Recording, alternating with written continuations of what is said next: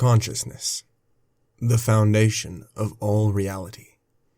It's ambiguous, but to those who it concerns, it is already a possession. Anything could exist, sure, but without some kind of awareness, it is empty.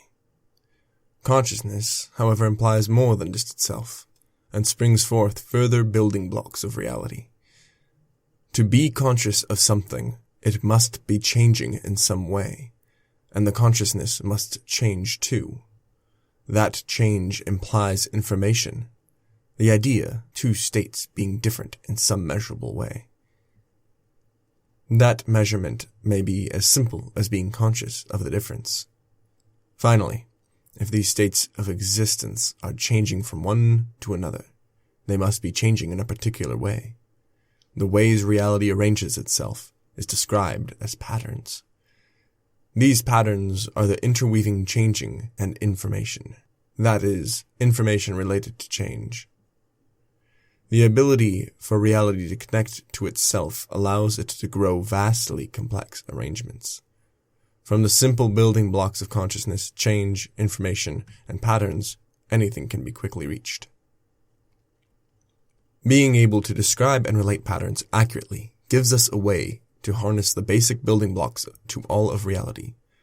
With this harness, all of reality can be eventually handled.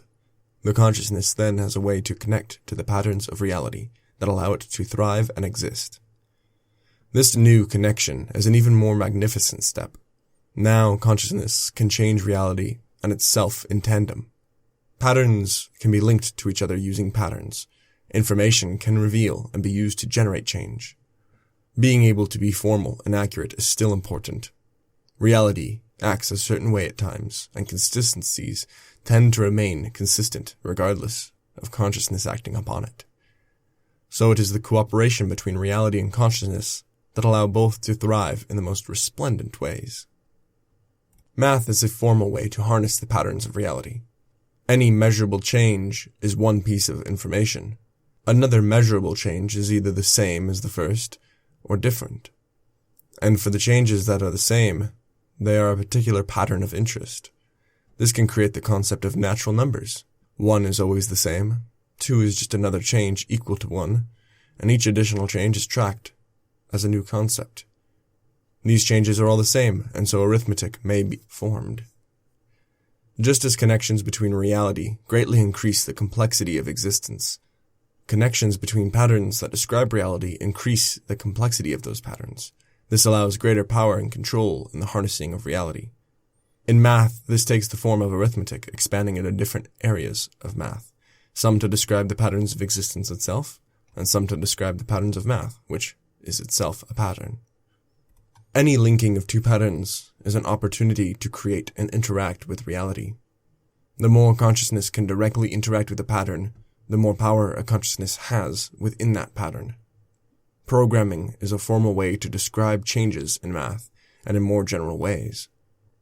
Cleverly, it is the connection between the patterns of reality in math, then the connections of math into general patterns, and general patterns back to patterns of reality, that allow for computers to simulate reality. That is, reality can simulate math with transistors. Math simulates patterns, as it is a formal description and can be used in arbitrary ways, and patterns simulate reality by recreating patterns that reality performs naturally. Automation and scale are two very important concepts of this situation. Anything that happens outside of consciousness, but within reality, is automated from the perspective of the consciousness. Even the components of reality that compose the consciousness happen outside of it, and are therefore automated. The actions consciousness performs even quickly escape the boundaries of the consciousness itself, becoming automated processes. The only thing within consciousness is observation and decision. These are not automatic. However, they quickly proliferate and become automatic. For example, a human being deciding to throw a ball is within the consciousness. But then the electrical signals that are generated that lead to the arm throwing the ball, and the path the ball takes after being thrown, are automated.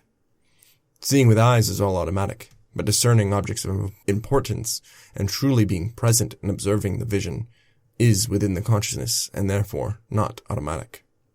Scale is the concept that for some aspects of consciousness to preside, the individual components must be directly invisible to the consciousness, and only through a great number of components, or conversely a great amount of conscious effort, can the aspect be observed. However, with scale it must be understood that consciousness interacts with the multitude of individual aspects together. No human being can feel the effect of a single atom touching them, but can observe a large amount of atoms touching them. No human can fully understand the size of the universe they are in. A consciousness does not need to be in every part of reality in order to interact with some parts of it, nor the converse. Automation and scale can also work together and make their own connections. Individual atoms work outside the consciousness of humans, and thus are automatic. A multitude of atoms can comprise and interact with a human, and are thus part of a consciousness, but only at a large scale. Conscious beings can create patterns within reality that cause changes in the way that a being does not need to be present for. Thus, a conscious being can automate parts of the world it is in. These automations can then occur in such a multitude as to have an effect on the being with its scale. One example may be the conscious decision and action to make a child, but the process is then automatic, and eventually this process leads to another human, which can affect the original conscious being. However, the implication of one conscious being creating another, separate conscious being both complicate this example and lead to further questions about the nature of consciousness that is not a topic here. There are more examples of an automatic process that conscious beings can set into motion, and then be affected by the scale of the effects of the process. Creating a loom, and then using muscle memory to weave cloth, is such an example of performing a semi-automated action, whose scale changes thread into clothing. Of course, automation is a scale determined by the amount of conscious effort that must be put into the process. Highly automated, yet intentional processes have created a world in which a human can create many fantastic things using the machines that amplify conscious effort. Of course, there are many further implications of the connections between all of the components of reality, and as these distinct components grow, the amount of possible connections grow at a much faster rate. Thus, scale plays a part here. There are many more connections that are possible than can be explored. There are, in fact, infinite amounts of patterns and connections present throughout reality. Such a large number makes the world an interesting and increasing mystery to conscious minds. The implications of this are left for another time. For now, it is sufficient to understand that a human is a conscious being. A human can therefore observe and interact with reality. A human changes reality and itself by utilizing patterns, automation, and scale. There are many further tools composed of these foundation elements of existence, and the tools can be used in such varying ways and with spectrums of skill and intent. A human is then drawn to observing and interacting with the world itself, and it may give its own meaning where it finds none already present.